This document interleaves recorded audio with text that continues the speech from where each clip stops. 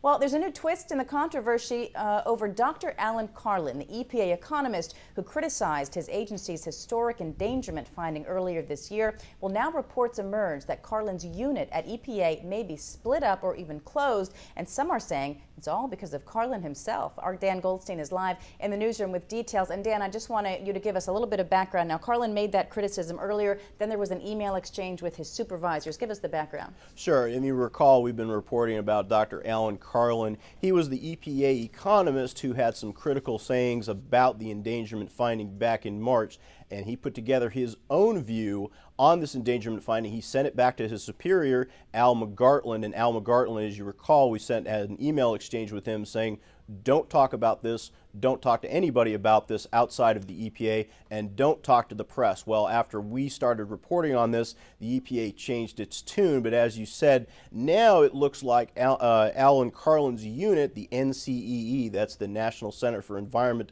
and Economics at the EPA, that's a 20-person or so unit devoted to looking at the economic impact of the environment, may be on the chopping block. That's according to some reports and our own interview with Carlin himself. They say that this unit may be either split up, the economists may be moved elsewhere, the non-economists may be moved elsewhere. And Alan Carlin himself told us this morning that he thinks that his fellow economists and his fellow co-workers they're basically blaming him and his report for this reorganization rumor. Here's what he had to say. There have been people who have alleged that, but I have no inside information. What has been announced is that there will be a reorganization, and there were more solid rumors that the group might be split up. I think before rushing to judgment, one must find out whether this latest rumor is true. And the only people that can answer that are the people in charge of my larger office called OPEI or higher up.